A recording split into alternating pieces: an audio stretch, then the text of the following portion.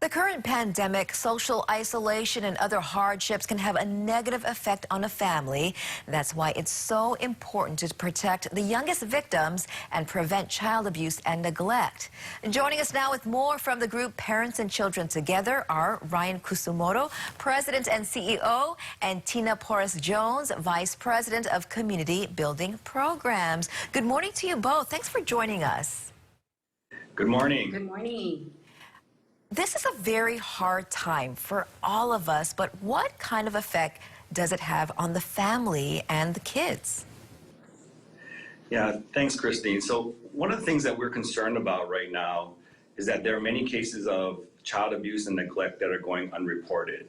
The stay-at-home order has put a pause on businesses, but not just on businesses, but also things like safety net issues that we've had in our community for a long time. Our child welfare system is a great example of how we rely on our community to provide support for our keiki. And when it comes to child abuse and neglect, we rely on mandated reporters like our teachers, our schools, and doctors. And right now, in situations like this, schools are closed, and folks aren't going to the doctors as frequently. And on top of that, the stress levels being so high due to lack of employment, housing issues, food insecurity, and many others. And then you keep everyone confined to their homes for the most part. And sort of lack for better words, this is like the perfect environment for these issues to arise. And so we're concerned now more than ever that these issues of child abuse and neglect are on the rise because of the stress levels and the increases there, and they're going unreported. And because they're going underreported or unreported period, what are some signs that we can look for as a community?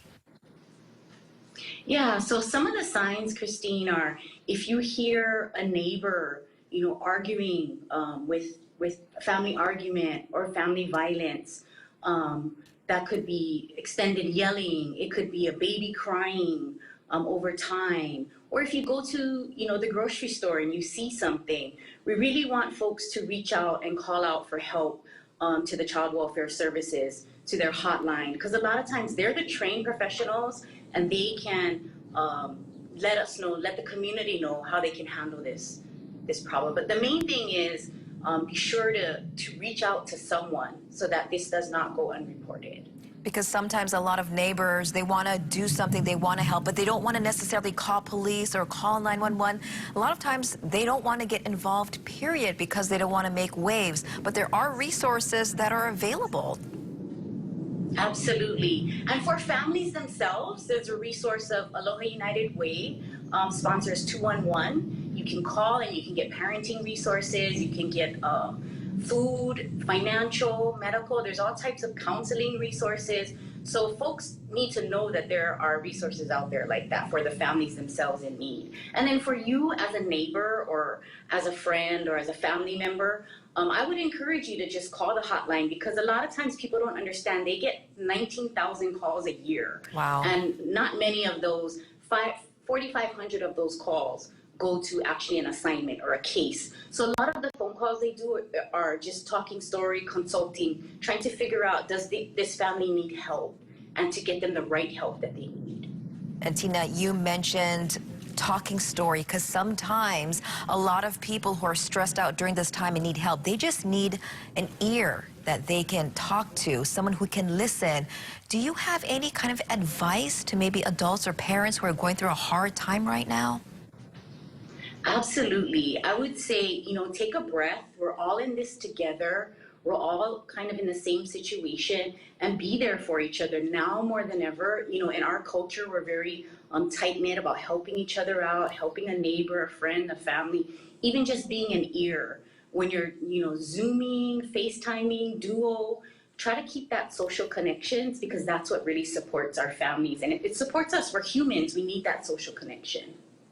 And yeah, then not Ryan, more than we need to be vigilant and find ways to reach out and connect with our families and our keiki during these times that are asking us, to really be socially distant from one another. I think we just need to find those ways to connect as we were all accustomed to prior to COVID-19. Yes. and again, that hotline number that people can call? Yes, the hotline number is 832-5300. Again, that's 832-5300. The child welfare branch in our state is working really hard to make sure that our keiki are safe and our families are safe, and so they're busy working. You can also go to their website. It's humanservices.hawaii.gov. All right, and we'll have all this information on our website, khon2.com. Tina and Ryan, thank you so much for what you do for our community. And thank you very much as well. Thank you. All right, we'll break down the stories you need to know about today. That's coming your way next on Take Two. Plus, we'll check in with our Aloha to Kupuna telethon and find out how the Salvation Army is helping our kupuna in need. That's after the break. Keiki Talk on Take Two is brought to you by Kama'aina Kids.